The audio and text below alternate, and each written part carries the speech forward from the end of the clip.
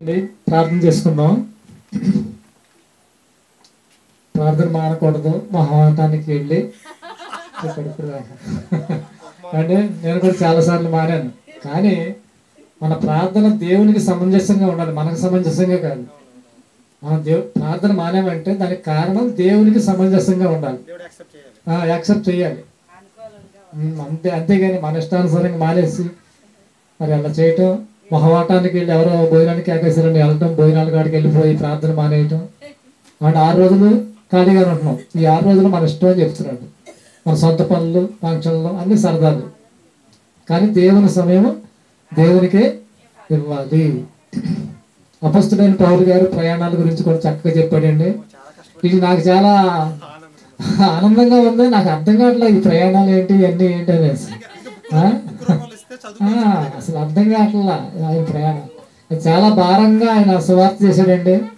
అపొస్తలులు అందరిలో కన్నా వేరుగా ఉన్న అతను ఈయన కూడా ఒక అపొస్తలుడు అయినప్పటికి కూడా ఆయన శ్రమ, దేవుడి పనులు బాగా ఎక్కువగా శ్రమలు అనుభవించాడు, ఇబ్బందులు అనిపించాడు, అద్భుతాలు కూడా జరిగించాడండి ఆయన.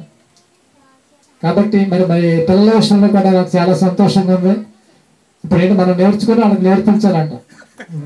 నాకు అంత దానికి నాకు మాత్రం ఆ ఇబ్బంది లేదండి. హరిబాబుకి, రాజేష్కి, ఇంకా తల్లిదండ్రులకి అంటే చెప్పాల్సిన బాధ్యత నాకు కూడా ఉందనుకోండి.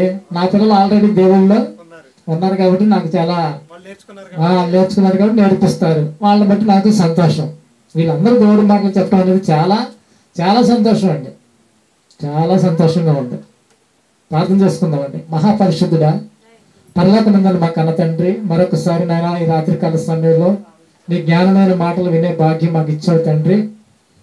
నాయన ప్రార్థన విషయంలో తండ్రి మేము నాయన నిర్లక్ష్యం చేయకుండా ప్రథమ నాయన మరి స్థానాన్ని నీకే ఇచ్చేటట్లుగా మా హృదయంలో ఆ మాటలు భద్రం చేసుకొని, అయ్యా మేము పరలోకం చేరాలని ఆశ కలిగి మాకు మరి లోకంలో ఏది ఎక్కువ కాదు అన్నట్లుగానే మేము బ్రతకాలి తండ్రి. అటువంటి రీతిగా మేము నేర్చుకున్న మాటలు, మా ప్రవర్తన కూడా మరి నాయన అందరికీ కూడా ఆమోదకరంగా ఉండాలి. ముఖ్యంగా నాయన మా ప్రవర్తన నీకు సంతోషం కలిగించేటట్లుగా మేము నడుచుకోవాలని, విన్న మాటల ప్రకారంగా మేము జీవిస్తూ అనేక మందికి నాయన నీ మాటలు చెప్పి మేమందరం కూడా నాయన మా మరణం తర్వాత తండ్రి నీ సన్నిధిలో నాయన ఈ పరలోక రాజ్యంలో ఉండే ధన్యకరమైన స్థితి మా అందరికీ అనుగ్రహించమని ఈ ప్రార్థన మీ కుమారుడు, మా రక్షకుడు, మా ప్రభు అయిన యేసుక్రీస్తు వారి నామములో ఈ ప్రార్థన అడిగి వేడుకుంటున్నాము తండ్రి. ఆమేన్. మన తండ్రి అయిన దేవుని దయ, కుమారుడైన యేసుక్రీస్తు వారి కృప, పరిశుద్ధాత్మ దేవుని సహవాసము సదాకాలము మన అందరికీ తోడుగా వెళ్ళి నడిపించును గాక. ఆమేన్.